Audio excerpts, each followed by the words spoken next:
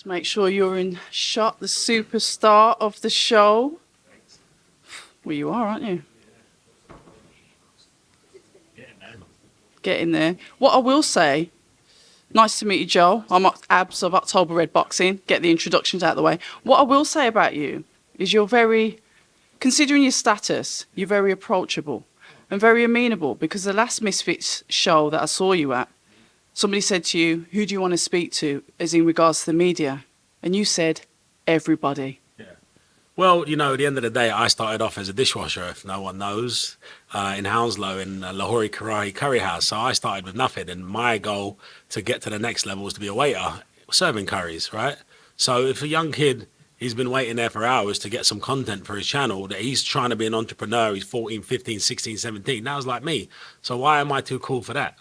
I'm not. And that's the reason I'm on MisFitts, is to give back and to inspire others that, look, in 10 years, I've fought David Haye pay-per-view with Donald Trump commentating. I'm about to fight KSI at Wembley Stadium. I fought the O2 Arena.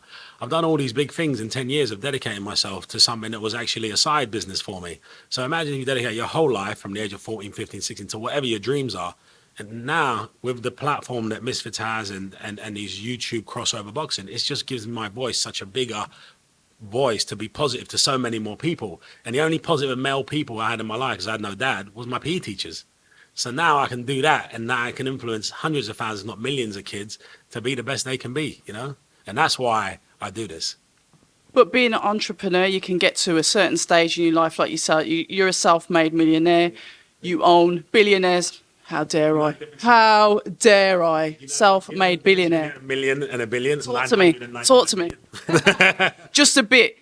But you're self-made. How do you manage to keep grounded? Because there's a lot of people that I would say that are not of your stature. And I mean that financially, but their mind is way above it. How have you managed to still keep grounded? Like you said, I remember I was a dishwasher. All I wanted to do was become a waiter. I'm going to the curry house after the press conference on the way to the airport. Honestly, I am. No, you know what it is? I think it's just having your close friends around. I don't have many mates, so I keep my crew really tight. I have, like, you know, the person here that's managing this process for me. She was like, "You're so low maintenance, you know, like I don't ask for anything."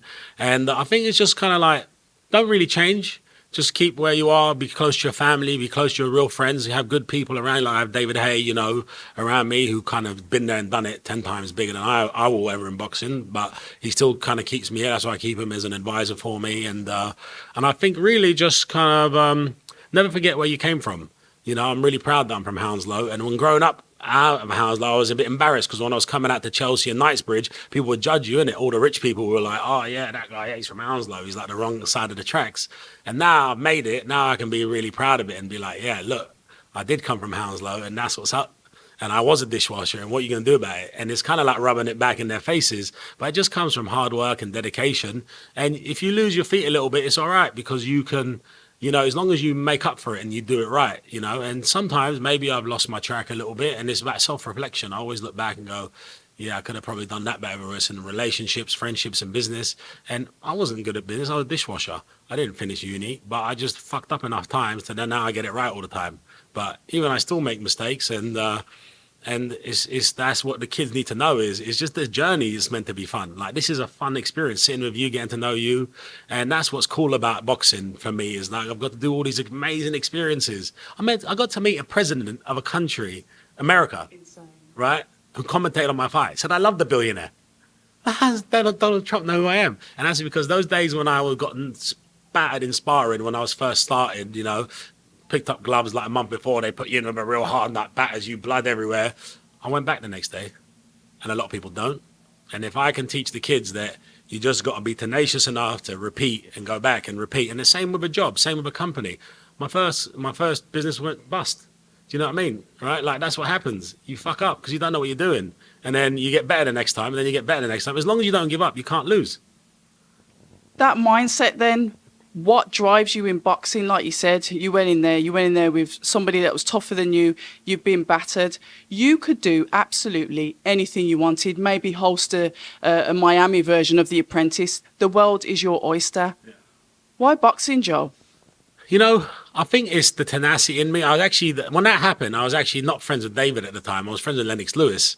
And I called him. I said, "Oh mate, I just went to the gym. This guy battered me. You know, like Arizona state champion. Smashed my teeth around. There's blood everywhere. I got a headache." And he goes, "Oh, don't worry." He's like, "Boxing's not for everyone. Not every man's a man for boxing." And then he's like, "But if you want to go back tomorrow, that's what I would do. But don't worry about it. You can just go to the bar and have a beer." And then you're like, so he's trying to say that I'm a real pussy. And how am I going to ever look him in the face? And it's Lennox Lewis. And he said it in the nicest way possible. And I went back to the gym and everyone's like, oh shit, shocked to see it. You know, and I think that's the way I've been around everything that I've ever done. I never get it right the first time. I always mess up. Like even in the fight against KSI, I'm sure he's going to catch me with something awkward. I'm like, oh shit, okay, we're back to normal. But it's just you just don't give up. You got to think about it and you got to put it back out there. And it's like literally in anything that you do, you just got to stick at it. It's the ones that don't stick at it lose. You're just not doing it anymore. Like how many super talented guys you see in these amateur gyms that were like electric, knocking everyone out, inspiring, and then like then they get a girlfriend and then something happens, or they start to smoke weed, or they get a job in the city. Yeah, I'll box later, and it's done, isn't it? Then you've given up, and now you have a whole new life. You mentioned something key there. You didn't grow up with a father figure. Your kind of like father figures were the PE teachers. Do you feel like sometimes, and I'm saying this from experience, I grew up in a single parent family as well, that sometimes we often overcompensate and we're always the hardest workers in the room because we've often started from that low stature where people have often said, you're not going to become anything anyway. Yeah, exactly. I mean, I'm kind of like the wrong color growing up in like the 80s in London. And I wasn't black, I wasn't white, I wasn't Asian. I was like this beige kid moving around house. Like, I was like, what is he? And then we had zero money. There was like 4 of us living, like in nothing. So I just didn't want to be like, I just saw my mum always kind of sad and always like, like always struggling, always stressed. And that's why I got a job, because I wanted to like give back to my mum and do stuff. So I think then when I started to see the money, then I was like, all right, well, this is working. And then you start to find another angle. And I used to write notes of all the things that I wanted to do. And then I would try and do them. And then, yeah, I remember like getting my first job. I walked to like the Hounslow Parade, how I got the job in the Curry House. I was 13. I was really good at track, running 100 meters, 200 meters, but I wanted to buy spikes. But my mum's like, got no money for spikes, right? So I was like, I'm going to get a job. But my mum was too scared because Hounslow ain't the safest place.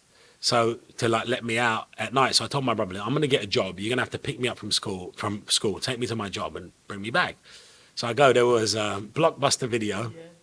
There was a hair salon. There was the Curry House, and there was a sports shop. So I go in the Blockbuster Video. I'm like, yeah, I love movies. I give him all the movies that I love. And the guy goes, how old are you? And I'm like, 16. I'm 13, right? And he's like, all right, you got a national insurance? And I took out some fake national insurance.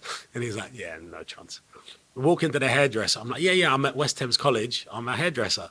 And back in the day when they used to test you, they gave you a wig and you cut the wig. Do you remember that? So I'm like, yeah, I got this. Let's put the spray on. I'm trying to cut this wig. The guy, yeah. No, thanks. And then the sports shop was like so close to giving me the job. And then they did it. And then the Curry House, he was like, yeah, you can start now. Get in the back, wash the dishes. And that's how I got a free curry and I got £1 an hour. And that's where it all began. And the rest is history. We are here. You're going to be fighting KSI, a YouTube celebrity in his own right, albeit surrounding some recent controversy. How do you think that's going to fend for when you're in the ring and you go up against him? He lives on the internet. He is a media personality. The media, the Twitter, has gone absolutely crazy against him. Can you use that as an attribute to get inside of his head to win this fight? I don't think I'm thinking about KSI in that way. I feel like for me, he's an athlete that I'm going to box. I don't need to get in his head. I think I have the skills to pay the bills. So I think he has his own pressures in life, and I want to empower people, not to kick them whilst they're down. At the end of the day, the person that wins on the night is going to be the best athlete and the best prepared. A gentleman as well. Yeah. So I think like listen, one thing MisFitts are doing is they're trying to build their brand and they're trying to put others on. So he's kind of doing what I believe in, right? So people, I don't know, like, I don't follow his story, and honestly, I don't even follow him, right? So I run hundreds of £1 million businesses all over the world in 5 continents, 600 staff. Like, I don't give a shit about. I don't even have Twitter, right? So So honestly, I don't know what's ever happening, but I know that Misfits brings people up from nothing, or small YouTube channels gives them the opportunity. It gives opportunities about young bloggers to kind of talk about stuff. So I think that's a nice thing that they're doing. And I don't anything he's doing personally, his personal life, I don't care. I don't. At the end of the day, I'm gonna get in a ring. I'm gonna walk up to him and I'm gonna knock him out, and that's just what's gonna happen. So what else he's talking about, who he's shagging, whatever he's been doing, I don't know. This is not about money. My final question. This is not about money with you. What is it about? For me, this is about giving my voice a bigger platform to be able to inspire the youth of our generation. Because growing up in London in the 80s is very different to growing up in London now. I don't live in London because I think it's a dangerous place. I think it's not a good influence on the youth. And I think if I was to have kids in a family, I wouldn't feel safe sending my 13, 14, 15-year-old kid to school, because I think that something's gone significantly wrong in our societies. And I think we got to start with the kids, and we got to start inspiring. So when I finally do find a wife and do have kids, I can move back to Hounslow and I feel comfortable my kid walking home from school like I did and not really be bothered. And I think this is why I'm doing this. It's not for the money. I'm actually going to lose money on this fight. But it's how else do I get a voice as big as the biggest YouTube sensations, fighting them all in a row? We can't wait for it. Thank you so much for your time, Joe. An absolute pleasure to meet you. And all the best on Saturday. Well, when the fight comes up, May the 13th. Pay-per-view, The Zone. Tune in and watch KSI get knocked out, baby. Hi, and thank you for watching October Red Boxing. Like, subscribe, and tap the bell for notifications. You can also find us on Instagram at October Red Boxing and on Twitter, October Red UK. And remember, at October Red, we stay ready.